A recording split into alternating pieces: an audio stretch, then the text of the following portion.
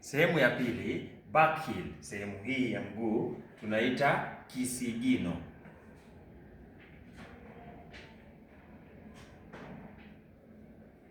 Labda kuwajulisha tu, elbow ni sehemu hii ya mkono. Forehead, sehemu hii tunaita paji.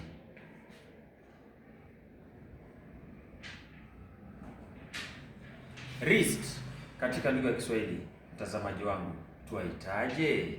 Kazi kwako, niambie pale kwenye sehemu ya maoni ambayo pia inaitwa comment section. Tuwaitaje wrist katika lugha ya Kiswahili? Palm, sehemu hii wrist. Kabla sijaenda katika nambari ya 5, wrist ni sehemu hii ya mkono, sehemu ambayo inafungwa saa. Kwa hivyo katika lugha ya Kiswahili tunaitaje, mtazamaji? Kisha palm, sehemu hii ambayo inatumika kupiga kofi au makofi yakiwa mawili, tunaita kiganja.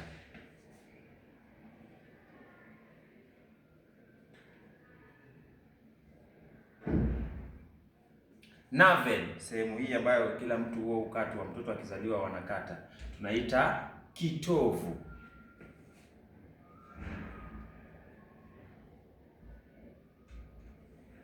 Ankle, sehemu hii ambayo kuna ugumu fulani, tunaita kifundo cha mguu.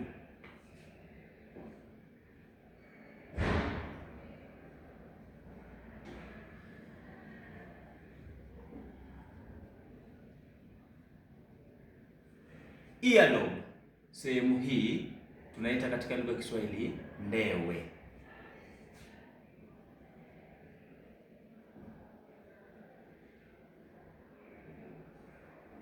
Eyelid, sehemu ambayo inatumika kufumba jicho. Kumbuka tuseme kufunga macho, tunasema kufumba jicho, tunaita kigubiko cha jicho, eyelid.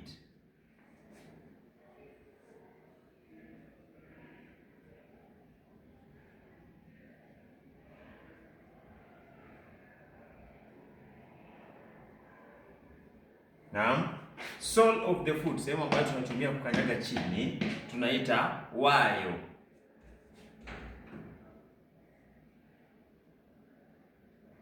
Kumbuka wingi wa wayo ni nyayo. Mwisho kabisa tuna center of the head. Hapa center of the head katika lugha ya Kiswahili tunaita utosi.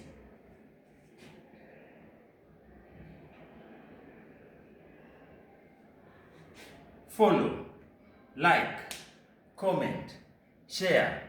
Pale YouTube ukinitafuta I am Ivan Kenya.